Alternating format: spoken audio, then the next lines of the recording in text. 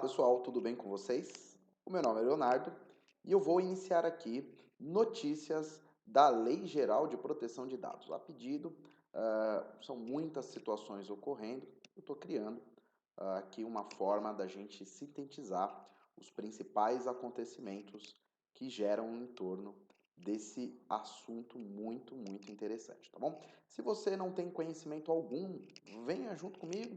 No meu próprio canal aqui existem muitos conteúdos da Lei Geral de Proteção de Dados e é um convite para que você possa conhecer melhor esse trabalho. Então, já vou me apresentar formalmente, né? Então, aqui estão os meus contatos, né? Caso vocês queiram acompanhar os meus trabalhos nas diversas plataformas e, enfim, vamos lá. O que acontece, pessoal? Nós temos uma grande polêmica envolvendo a Samsung, né? A Samsung, empresa coreana de tecnologia, nós sabemos, está presente aí nos aparelhos de televisão, nos celulares, sons, enfim, uma gigante do mercado.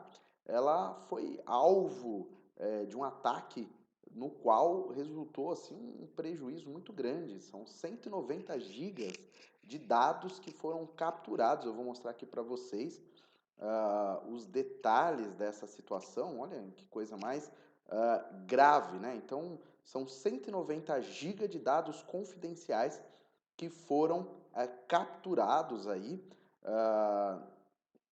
E esses dados, né, que somam algoritmos, então isso pode ter dados pessoais, assim, isso é muito perigoso, tá? Para quem não sabe, existe um grupo criminoso, né, que se chama Lapsus, que inclusive ele foi responsável por capturar dados, né, da ConectaSUS, enfim, então bem preocupante, né? A própria Samsung, né, ela confirma, né, esse vazamento de dados, né, que de fato houve, né? Tá vendo aqui que é, esses criminosos, né, eles também já foram responsáveis por vazamento de dados e busca de dados do ConnectSUS.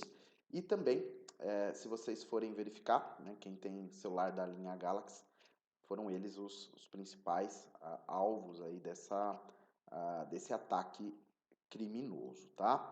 Então, a Samsung, né, só para concluir essa história, né, a Samsung ela assume, né, essa situação, mas alega que os dados, né, dos clientes não foram acessados, né, o que gera uma preocupação, é claro.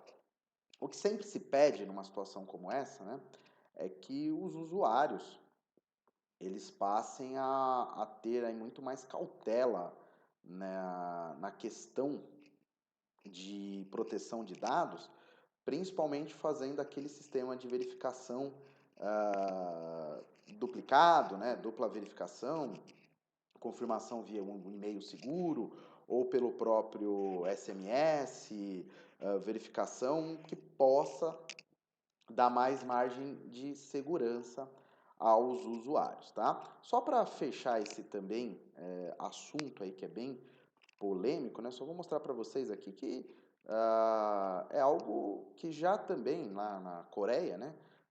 É muito preocupante, né? Que o funcionário da Samsung é acusado de roubar dados sigilosos de chip da empresa, né? E ele supostamente pegou essas informações, ele estava em aviso prévio, né? Mas de qualquer forma, só para vocês verem como a questão de segurança, né?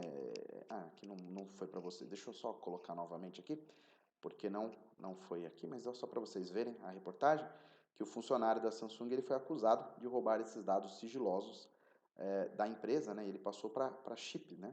E aí esse funcionário ele estava na ocasião em aviso prévio e é claro ele foi demitido por justa causa, mas só para vocês verem, né, o quanto a questão de dados pessoais ela é muito preocupante, né?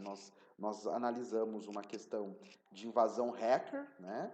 E também o dado no pendrive, né? Um dado que foi captado ali fisicamente, coletado por um funcionário. Então vejam as exposições, né?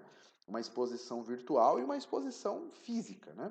Então o que fica aqui, né? Fica um alerta aos usuários, não só dessa instituição, mas de outras instituições que possam trabalhar muito a segurança, e também uma pergunta que é muito comum que eu recebo, né?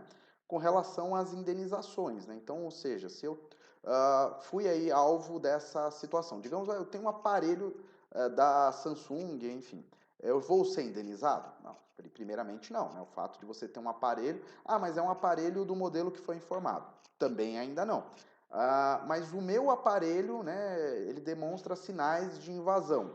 Aí também já começa a trazer uma cautela. Por quê? O que nós precisamos entender? Houve de fato Houve de fato uma captação dos seus dados, os seus dados eles foram manipulados, eles foram utilizados indevidamente, então precisa se entender esse cenário como um todo, né? Então, se houve uma utilização desses dados e qual finalidade e qual foi a exposição. Aí, com base nesses dados, nessas provas, aí sim começa a entender o aspecto indenizatório. Mas então, fica o alerta primeiro, né? E posterior, uma análise aí se houve ou não um prejuízo. Se você gostou aí dessa análise rápida que eu procurei fazer aqui, comenta, se houver aí alguma sugestão, estou à disposição de vocês para mais conteúdos. Coloque aqui algum comentário a respeito de conteúdo legal que vocês gostariam nesse tema. Um grande abraço.